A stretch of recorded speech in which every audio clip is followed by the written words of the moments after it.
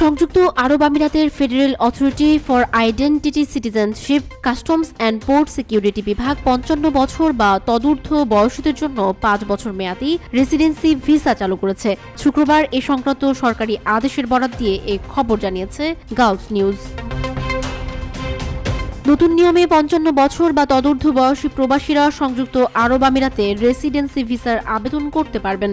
ICP বিভাগ জানিয়েছে, যারা এর আগেও সংযুক্ত আরব আমিরাতে ছিলেন ৫৫ বছর বয়স পূর্ণ হলে তারাও সেখানে থাকার জন্য ভিসার আবেদন করতে পারবেন। সংযুক্ত আরব আমিরাত কিংবা তার বাইরের কোনো দেশে কমপক্ষে ১৫ বছর কাজের অভিজ্ঞতা থাকলে এ ভিসার আবেদন করা যাবে। ব্যক্তির কমপক্ষে ১ মিলিয়ন দিরহামের সম্পদ অথবা অর্থ থাকতে হবে। এর বাইরে মাসিক ২০,০০০ দিরহাম আয় হলেও চলবে। ভিসার আবেদনের জন্য সর্বশেষ ৬ মাসের ব্যাংক স্টেটমেন্ট জমা দিতে হবে। এই ভিসা হবে ৫ বছরের জন্য। ৫ বছর পর একজন সব শর্ত পূরণ সাপেক্ষে পুনরায় ভিসার আবেদন করতে পারবেন।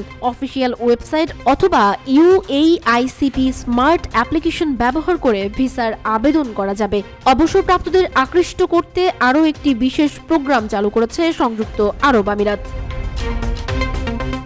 অবসরপ্রাপ্ত বিদেশি নাগরিক, তাদের সঙ্গী এবং নির্ভরশীলরা ৫ বছরের জন্য নবায়নযোগ্য রেসিডেন্সি ভিসা পাবেন। এতে আবেদন করার জন্য প্রার্থীর বয়স অন্তত ৫৫ বছর হতে হবে। আর্থিক যোগ্যতা হিসেবে মাসে ১৫,০০০ দিরহাম আয় অথবা ব্যাংকে ১০ লাখ দিরহাম জমা থাকতে হবে।